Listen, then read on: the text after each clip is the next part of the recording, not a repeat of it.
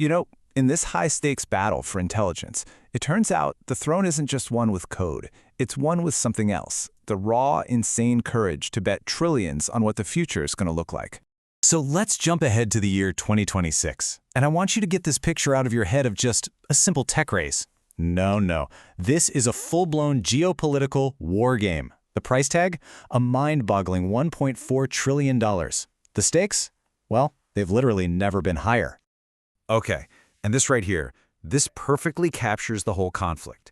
Smack dab in the middle, you've got Sam Altman, looking less like a CEO and honestly more like a wartime commander. And what's driving him? Sources are saying it's pure paranoia and just this immense pressure. So what does he do? He slams that big code red button, launching a hypothetical GPT 5.2. It's a massive signal, right? The era of playing it safe is completely over. But look, he's not alone. You've got the Google Gemini Titan looming right there. And over from the east, you've got these open source dragons, QN, DeepSeek, breathing fire. It's a stark reminder that intelligence, well, it can't be monopolized. So a move that aggressive has to be backed by a financial strategy that's just as wild. We're talking about a bet so big that to pretty much anyone looking from the outside, it seems completely, utterly impossible. Okay, let this number sink in for a second. $100 billion. Let's be super clear. That's not the company's valuation. No, that's the deficit, the annual deficit OpenAI is running. $100 billion a year. It's a figure that sends any traditional investor into like a state of absolute shock. So how in the world do you get to a deficit that big? Well, this breaks it down perfectly. Over on the left, you've got this conveyor belt, just shoveling cash, a staggering $120 billion into what they're calling the compute forge. That's the raw cost of scaling. You know, the chips, the power, the data centers. And then, look on the right. What comes out? A measly $20 billion in revenue. I mean, if you're thinking in a straight line, this is financial insanity. It's a bonfire of cash. But here's where Sam Altman flips the whole script. He says, don't look at the coins, look at the horizon. He's basically telling us this isn't a loss, it's alchemy. That capital isn't being burned, it's being transformed, transmuted into something way more valuable, pure, raw intelligence. And the bet, the whole gamble, is that this intelligence will one day unlock new science and create so much value that a $100 billion gap, it'll look like a rounding error. Okay, so while OpenAI is going all in on this aggressive scaling, they're not the only ones with a grand vision. Let's talk about Demis Hassabis over at Google DeepMind. He's playing a totally different game, a much more patient game. You see, he's not just trying to be an architect of AI, he's trying to be an architect of science itself. And this really gets to the heart of the conflict, the two competing philosophies. On one side, you've got OpenAI's strategy, brute force scaling, just pour in more compute, more data, make it bigger. But on the other side, you have DeepMind's 50-50 split.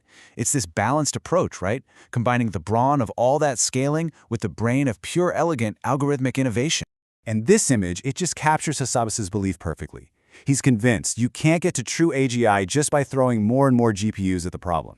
You need that spark of genius. You need those fundamental breakthroughs in how the algorithms actually think and reason. It has to be in perfect balance. So what's the ultimate goal for DeepMind then? It's all about solving what Hassabis calls root node problems. And listen, we're not talking about building a better chatbot here. We're talking about tackling the fundamental, core challenges, these scientific bottlenecks that have held humanity back for literally centuries.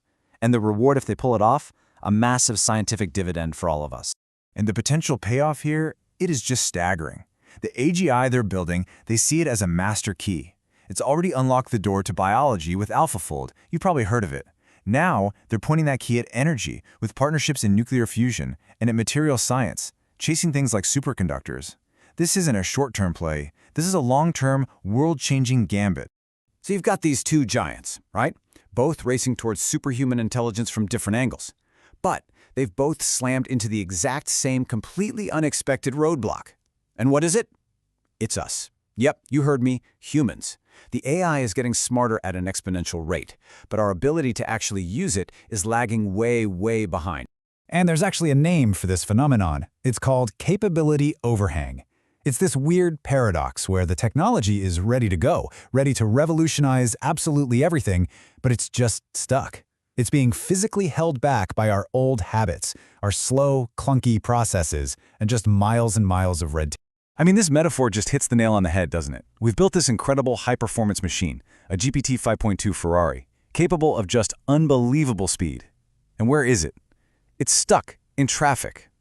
A traffic jam caused by bureaucracy and old-fashioned paper stamping. The bottleneck isn't the silicon anymore, folks. It's our own human system. Now, this isn't just a feeling or a cool metaphor. We have hard data to back this up. And this is where it gets really wild. Check this out. In difficult medical diagnoses, the AI working alone was more accurate than the team of a human doctor plus the AI. Let that sink in. Our attempts to help the AI actually made the result worse. And this leads us to a brand new, and honestly, a much more useful definition. Forget AGI for a minute. Sam Altman says we should be focused on this idea of superintelligence. And what is it? It's that precise tipping point, the moment an AI working by itself does a better job than a human AI team. It's the moment our help officially stops being helpful and just gets in the way. And here you can see it playing out in real time. The AI says, hey, I'm 99.9% confident in this diagnosis. But then the doctor, relying on gut feeling, on years of intuition, says, nah, I'm going to override that. And what happens? The system flags it immediately, a detectable, measurable drop in accuracy. That right there, that's the human bottleneck in action. So this begs a pretty massive question, right? If our help eventually just gets in the way, what's left for us to do? Where do we fit in? This really brings us to the ultimate question about our place in this completely new world. Well, Sam Altman's answer is surprisingly optimistic. A lot of people fear a jobless future, right? But he doesn't see it that way. He sees an evolution. We don't become obsolete. Instead, we all get a promotion. We stop doing the mental grunt work, what he calls handmade thinking, and we all become managers. He calls it the managerial revolution. Think of it like we're all climbing this ladder of abstraction. For centuries, we were the ones doing the work. Now, we move up. We stop being the tool and we start directing vast teams of super-capable AI agents. Our job isn't about execution anymore. It's about vision, setting goals, and crucially, providing the ethical guardrails. We become the bot boss. And of course, the tools we use had to change too. This is the vision from Sam Altman and the legendary designer Johnny Ive. On the left, that's us right now, stuck in what they call the gooey cage, just trapped by our phones, constantly reacting to notifications. But on the right, that's the future, a proactive agent. It's a whole new kind of device that's ambient, it's aware, it's woven into our lives, and it finally lets us look up from the screen. Which brings us to a final, much more philosophical idea, this one from Demis Hassabis. For him, this whole quest for AGI, it's not just about building better tech, it's deeper than that.